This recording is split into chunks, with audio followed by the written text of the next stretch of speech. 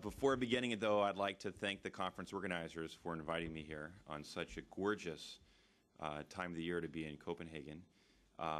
It is really a great joy for me because when I was a kid, growing up on a farm in rural Missouri, not very maritime, I know, but we hosted a Danish exchange student named Lars Nielsen, very unusual Danish name, from Esbjerg, who became a very close friend of mine. And then when I was a young Coast Guard officer and a sojourn through Europe, he hosted me here in this great town, and I fell in love with all things Danish, especially Carlsberg and Tuborg beer. So it's fun to be back. For this session, I was asked to frame what I think the geopolitical factors are affecting the Arctic. And I'll base my comments on several recent pieces I've written that have garnered a little bit of attention. The first was called Arctic Meltdown in the Journal of Foreign Affairs. And I actually see a few faces here of people who wrote strong rebuttals to my thesis. So take it easy on me, please, in the question and answer session. And then given sort of the feedback and reaction to that, Foreign Affairs had never before published a piece about Arctic security. It was a bit of a risk, the editors thought, but it went well. So I wrote a postscript this past year titled The Great Game Moves North. And then I've had a series of New York Times op-eds trying to get my country, the United States, along with Governor Sarah Palin, to realize that Alaska is a state, and by virtue of that, we are an Arctic power and should awaken to our sort of Arctic responsibilities. Before sort of diving into any content, of course, I have to offer the usual disclaimer that my comments are mine alone, in no way reflect the official position of the U.S. government. I'm not an employee of the U.S. government. My job, I'm paid to stir the pot and mix things up a bit, so in no way is this official U.S. policy. Take it all with a giant grain of salt.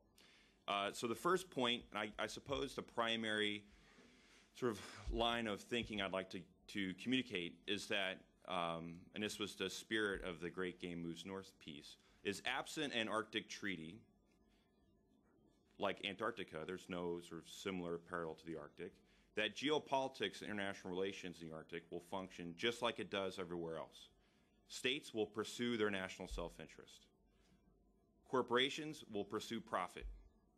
NGOs will advance their interests. And so I think it's a mistake, it's folly to pretend that somehow the Arctic is a special case where the laws of international relations are suspended and states all of a sudden forget their self-interest in sort of this kumbaya land of holding hands with the Lusat Declaration, that international relations will proceed in some postmodern European vision.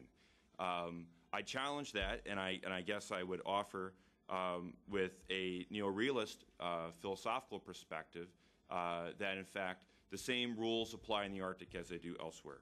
So a few sort of main drivers, we heard some of them in the first presentation, that I think will shape how states behave there.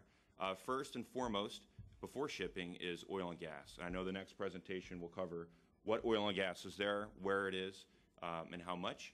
But the U.S. Geological Survey estimates that a quarter of the world's undiscovered but technically recoverable, it's an important distinction about undiscovered but technically recoverable, which we could go into, is found there.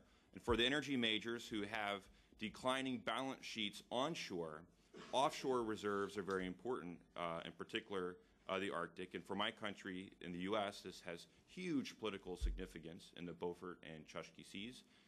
That's tied up in a debate about an onshore protected area called the Alaska National Wildlife Reserve.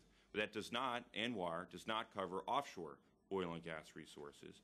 And so I think you're already seeing it, the Stockman field, among others, where there will be increased development of oil and gas, especially gas, and regional export of those hydrocarbon resources, and that those will be hugely important for the geopolitics of the future.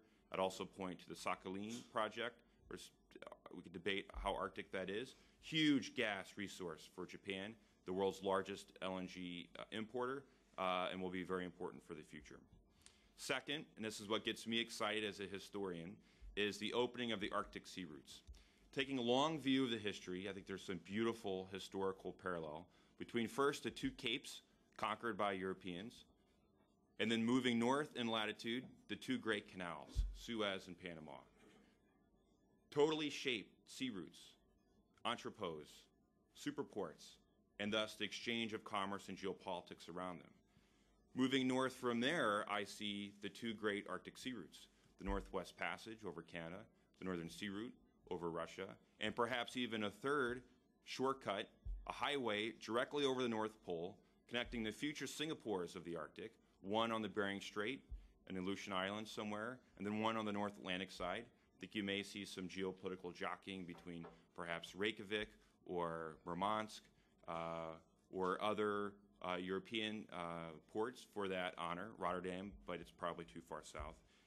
And so the sea routes, no different than they have throughout all of history, and it's why Copenhagen has, we had a great dinner discussion about the Hanseatic League last night, and Copenhagen's role and the Danish Straits and how they were important in shaping the geopolitics of that era.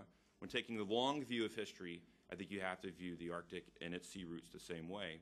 And you mentioned about how the sea routes are opening in fits and starts.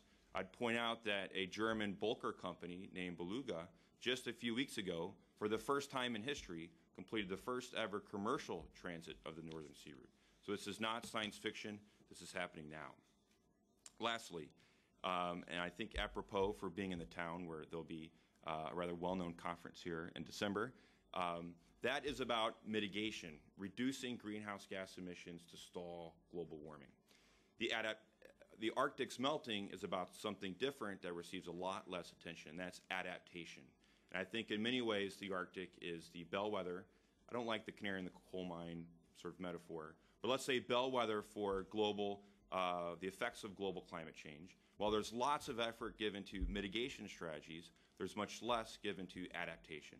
So rising sea levels, diseases, forced migration and environmental refugees, wars and conflicts that result over resource scarcity, the moving belts of agricultural production as it relates to the change in global temperatures, etc. To me, the Arctic falls to the top of that list and should lead the global adaptation agenda for climate change. So, in the interest of time, I think I'll leave you with some main points that I thought germane to this Danish Defense Conference as it relates to sort of discussion of future factors affecting the Arctic. First, Russia is a huge winner, maybe the biggest winner in the whole world of climate change. Its Mississippi River equivalents empty in the Arctic Ocean and will open up the Russian heartland of Mackinder fame to international commerce. It will have a frozen Siberia yield new agricultural fruit, and I think particularly interesting given my rather pessimistic view of Russian behavior in the international scene. I think you'll see Russia as the primary sort of beneficiary of the opening of the Arctic. Second, around perhaps Russian belligerence and assertiveness, I think you'll see some geopolitical blocks form. First, Russia being the primary factor, and then maybe a North American bloc, with the U.S. and Canada joining forces to, if we can get over the Northwest Passage, with most Americans don't know anything about, but Prime Minister Harper puts at the top of his equivalent State of the Union, called Speech from the Throne Address. As an American, it's a very lonely pursuit to study Arctic things in Washington, and in Ottawa, it's a very exciting topic. So I think, though, that fundamentally we're cousins. We share the same British DNA. While baseball is a far superior sport to hockey, we agree on most everything else, and I think you'll see a North American sort of synergy. Then I think you'll see maybe a Norwegian, Danish, for some of the same historical sort of reasons, sort of coalition of interest.